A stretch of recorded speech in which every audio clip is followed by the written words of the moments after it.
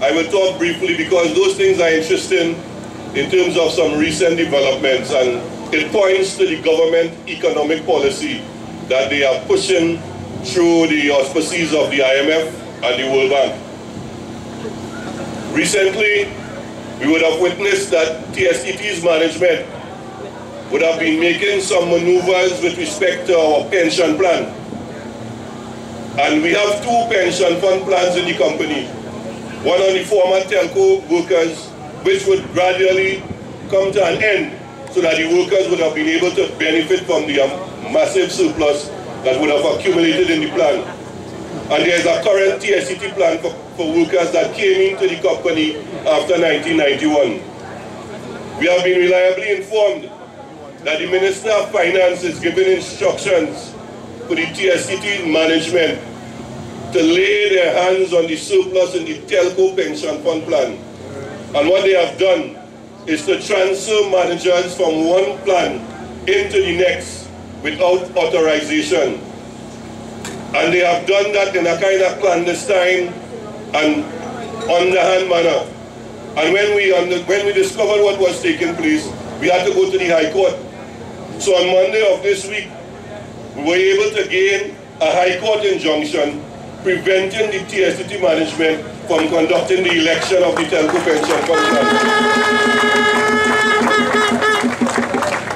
The substantive matter of that injunction will be heard on the 13th of March at the High Court in Port of Spain at 1:45 p.m. We are confident in the ability of our lawyers, and we know they are progressive lawyers, Senior Counsel Douglas Mendez and Mr. Michael Pomena. They will be arguing our case because we are convinced that they are underhand dealing with respect to that pension fund plan, guided and put forward by the Minister of Finance because of the kind of relationship that the Ministry of Finance has with TSTT. It's a funny thing. We report to the line, and the line we report to as TSTT is the Ministry of Public Utilities. But the government some years ago divested their shareholding, their 51% shareholding, into a company called NEL, National Enterprise Limited. And the National Enterprise Limited reports to the Ministry of Finance. So there is a two-edged sword that we have to deal with. One line is to the Ministry of Public Utilities, but in terms of the financial operations of the company, to the Ministry of Finance. And that is the avenue that the minister is using to interfere with workers' hard-earned money that they would have amassed over the years by their contribution to that pension fund plan.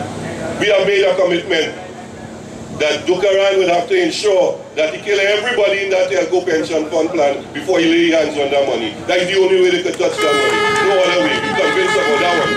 Very much so. And we are going to take this fight. If we don't succeed in the court, we're going to take it on the streets, wherever it's possible, until we get justice to the members of that pension fund plan.